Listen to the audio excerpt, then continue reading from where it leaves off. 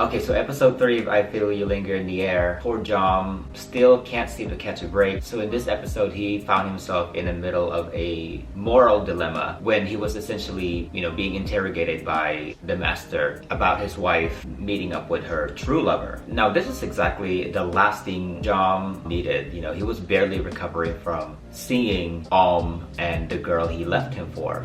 So he's still in a state of shock. Even when the master was threatening to punish him, he was still kind of on the fence and not 100% committed to either lying or telling the truth. Should he lie because Saen begged him to, or should he lie because essentially Fong begged him to through that look that she gave him? Should he lie because he overheard how much this means to Fong and her family, even though this is against her will and her wishes? Fong needs to do this in order for her family to financially advance and survive. So should he lie because of all those things, or should he just simply tell the truth and just say what he saw? So those are things that might have been running through his head while he was being pressured to say something. So he obviously ended up telling the truth, and I think that was partly also because Yai was there and he just said, just say according to or based on what really happened. He told the master what he saw, and he said, yep, I saw them by the river. But he didn't add anything, he didn't exaggerate. He just simply answered the question, did you see them? And she said, yes, I saw them. That's it. I think another reason why he ended up telling the truth was because of his unresolved and built up anger and frustration that he feels towards and the girl. Even though he's in a completely different place and time and surrounded by different people, although some may appear familiar, even though everything seemed so foreign and confusing to him, one thing kind of remained the same, and that's the painful memory of his past, his not so distant past. So it doesn't seem like a lot of time has passed since the incident happened in his own world to this very moment. He really didn't have a lot of time to process all that. I think that was what ultimately led him to tell him what he saw. And it's very evident that Jom hasn't really had a chance to properly process and reflect on the whole cheating situation. He really wasn't given a lot of time or any time at all to process all of this, because the same night that he found out that he was being dumped and being cheated on, it was the same night that he was transported to this new whole world. So instead of being able to process what happened to him, now all of a sudden he's been brought to this whole new place, whole new world with really no rhyme or reason, at least for him. He doesn't understand why he's here. So now he's got even bigger problems to resolve. Where am I? Why am I here? Who are these people? And how do I get home? So I think at this point, he just simply has way too much on his plate, and there's no room for anything, an ounce of anything. So I think at this point, he just simply didn't want to lie and further complicate his already complex situation. So he told the truth. And I think at that point, he really wasn't thinking too much about the other possible outcomes and consequences of his admission, but rather he was more focused on himself and really protecting himself and protecting whatever's left of him in spite of everything that's happened. So in a way, it was kind of like his way of getting them off his back as well. I feel like he felt like had he lied about it, that would really open him up to further scrutiny and questioning. And that's exactly the last thing he needed. He doesn't want to be questioned about anything about his past. So by telling the truth, that'll essentially divert the attention from him to her. I've done my part. I've said the truth. I told you what I saw. Now you deal with her and leave me alone. And I think with everything that's happened to Jom up until this point, I think Jom thought that that was the best decision to make at that moment. And unfortunately for Fong, she found herself on the receiving end of the master's wrath. And what he did to her is unforgivable, horrific, and horrendous. I can't even imagine how traumatic that must have been for Fong. Just based on what was implied, it's unspeakable what he's done to her. And she certainly didn't deserve that. And when Jom realized what happened to Fong as a result of partially what he did, obviously he felt guilty and he tried to approach her and apologize for what he's done because he said, I didn't know all of this would transpire. Fong really wasn't having it and she just kind of wanted to be left alone. Said that she wasn't blaming anyone. In a way, I feel like she was blaming herself and considered what happened to her as karma for someone like her. Women like her who want to give her family a better life. I felt terrible for her. I felt so bad because she really was doing all of that for her family. And when I saw her washing the blood off her clothes, oof, that was heavy. That kind of shattered me a little bit. Again, because she endured all of that for her family. I felt so sorry for her. That scene really hit me really hard. And it looks like Fong decided, at least for now, to stay with the master, assuming so that she could continue to provide for her family.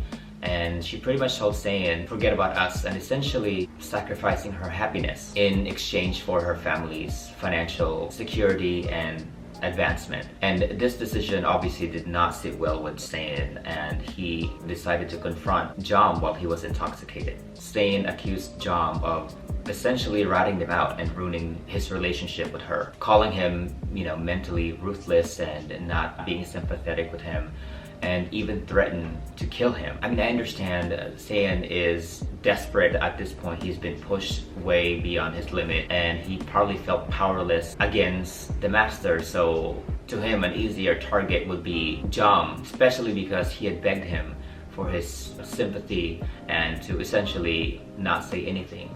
So I understand Sayan was upset, but to get to a point where you threaten to kill another person, that's where he crossed the line with him. But then, unfortunately for Sayan, the person that he was confronting already has a lot of ammunition against him, or not necessarily him, but the person that looks like him. I mean, yes, even though Jom admitted to seeing them by the river to the master, I don't think his intention was to immediately go to the master's house and report what he saw. That's just out of character for Jom. It was that lady who just couldn't seem to shut the fuck up, who initially sounded the alarm and continued to insist to expose Fong. I don't know what she thought she was gonna get out of that. So at this point, I'm sure Jom was feeling all kinds of emotions because all of a sudden now he finds himself face to face with a variant of the man who shattered his heart and destroyed his world. The ironic part was Saen was accusing Jom of being mentally ruthless and unsympathetic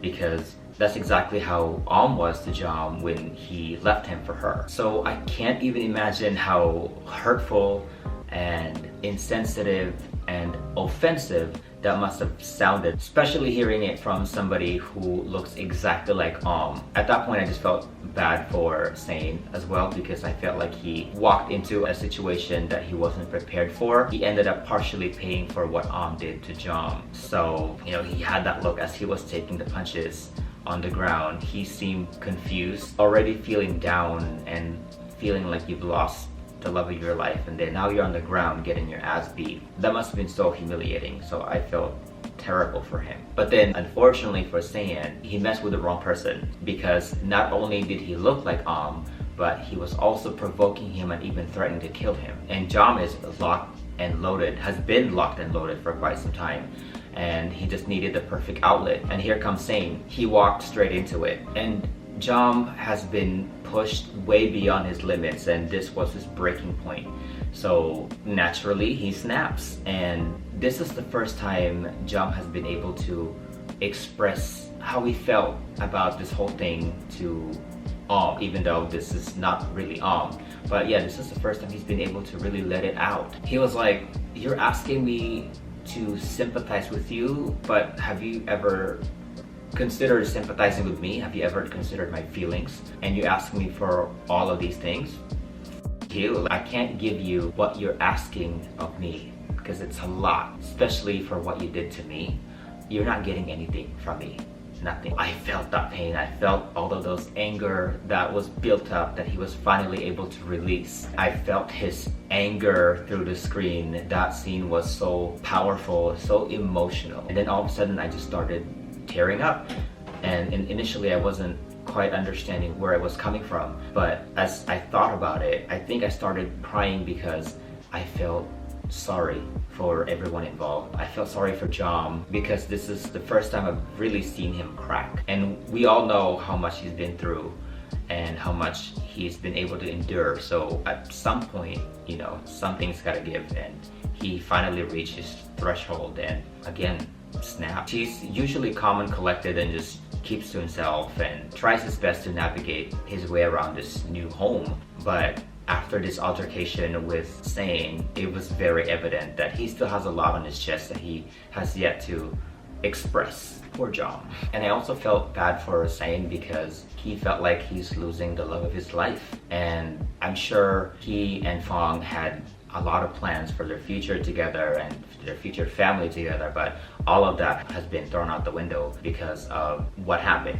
So in a way, I feel like Saen is feeling like he's being left behind. And his scene with his mom was so emotional because you could tell how big of a blow this was for Saen when he realized that he just simply cannot compete with money and that he lost his girl. Regardless of how much he loved her, it wasn't enough to make her stay. Not because she doesn't love him back, but it was because of her family's collective need to survive and to have better lives. So she had to leave him. So naturally, Saen begins to question, what about me?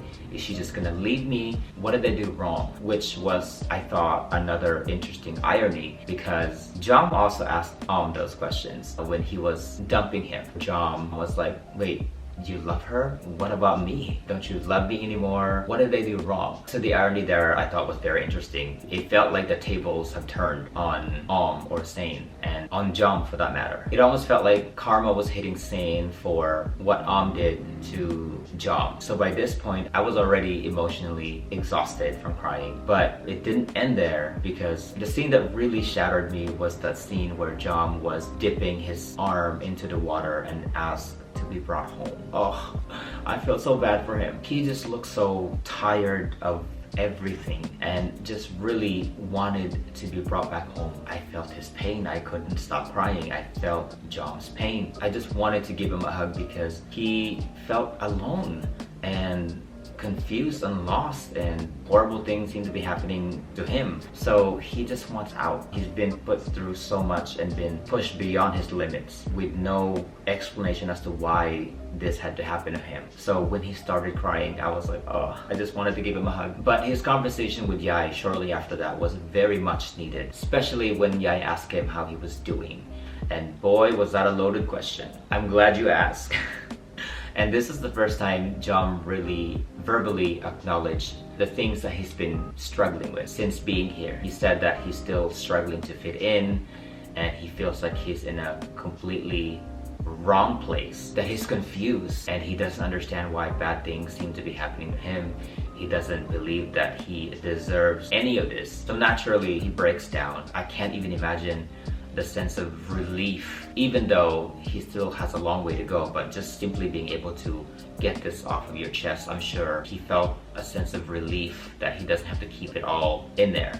And just simply seeing him being able to cry his eyes out was a relief for me because generally speaking, crying, at least for me, makes me feel a little bit better. So I hope that he feels a little bit better now that he's been able to let some of those out. But clearly that is not even halfway. That's just the tip of the iceberg, but at least being able to express some of those things that he wasn't able to express before, hopefully that made him feel a little bit better. It seems like there's a lot more that have yet to be said by both Yai and Jom. And Yai is keeping tabs. Yai has been watching him, observing him, and taking notes. He noticed that Jom speaks English. He noticed that he's different from the rest. So he decided to promote him from being a servant to a major domo to keep him, I guess, closer to him. So our boy got a promotion from a servant to the head of the servants of the household. So now that they're gonna be living together within really close proximity from each other, I'm interested to see how this is going to affect their relationship and how it'll ultimately tie into their dreams and what really is the scoop behind them. Why do they keep seeing each other in each other's dreams? What's their history? This episode has to be my favorite episode so far. It just keeps getting better and better. Long episodes, but I'm not complaining because this is one of those series that just keeps you engaged the entire episode. So I love it. I'm excited. Thank you so much for being here and thank you for your time. Before you go, don't forget to like this video, subscribe to the channel. Don't forget to hit that notification bell so you won't miss my next video. Until then, I will see you